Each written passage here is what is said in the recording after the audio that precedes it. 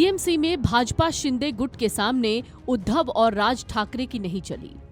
इसी बीच नीतीश राणे का एक वीडियो भी वायरल हुआ जिसमें वो कुछ ना कहते हुए भी बहुत कुछ कह जाते हैं और हंसते हंसते सिर्फ इस वीडियो में इशारा कर जाते हैं कि उन्हें उद्धव ठाकरे और राज ठाकरे को देखकर कितना बुरा लग रहा है। इन सब के बीच सबसे बड़ा सवाल ये है कि क्या ठाकरे भाइयों का मिलन ही उनकी हार की वजह बना है?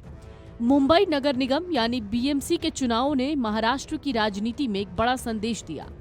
पारिवारिक एकजुटता हमेशा चुनावी जीत की गारंटी नहीं होती है। दरअसल बाल ठाकरे की विरासत को बचाने और मराठी मानुष के नाम पर वोट को रोकने के लिए 20 साल बाद हाथ मिलाने वाले उद्धव और राज ठाकरे की राजनीति बीजेपी शिंदे गठबंधन के सामने फीकी पड़ गई।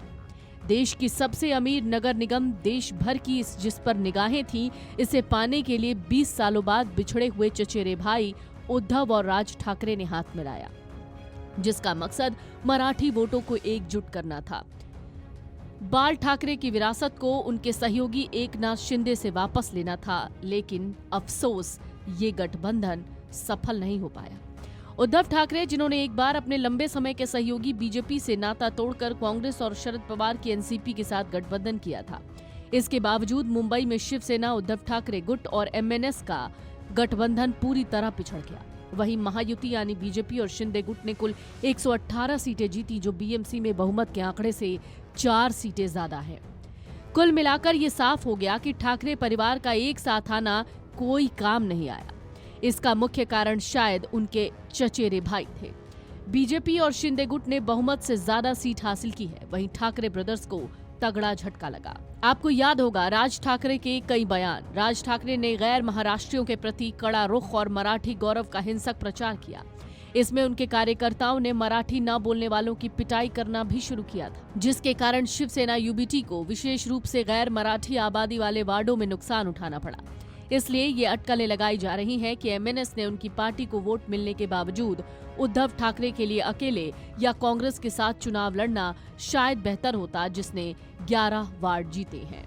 शरद पवार की एनसीपी, जिसने शिवसेना यूबीटी और एमएनएस के साथ गठबंधन किया था, अपना खाता खोलने में विफल रही। हालांकि अगर Maha Vikas Aghadi, Congress, Shiv Sena UBT, NCP, SP गठबंधन ने एक साथ चुनाव लड़ा होता तो स्थिति अलग हो सकती थी।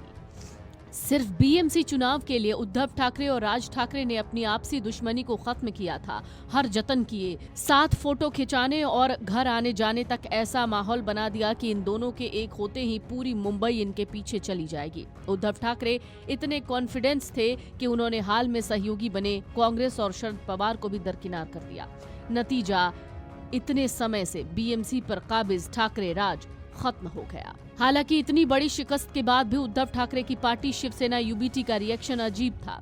शिवसेना यूबीटी सांसद संजय राउत ने सोशल मीडिया प्लेटफॉर्म एक्स पर जयचंद की फोटो शेयर कर लिखा, अगर एकनाथ शिंदे शिवसेना के जयचंद नहीं बनते तो मुंबई में बीजेपी का मेयर कभी नहीं बनता। मराठी जनता शिंदे को जयचंद के तौर पर याद रखेगी। वहीं बीजेपी पहली बार बीएमसी का अपना मेयर चुनने जा रही है, जिससे वो गदगद है। महाराष्ट्र के सीएम देवेंद्र फडणवीस ने कार्यकर्ताओं को जीत का क्रेडिट दिया, जिसके बाद एक से एक तस्वीरें सामने आई।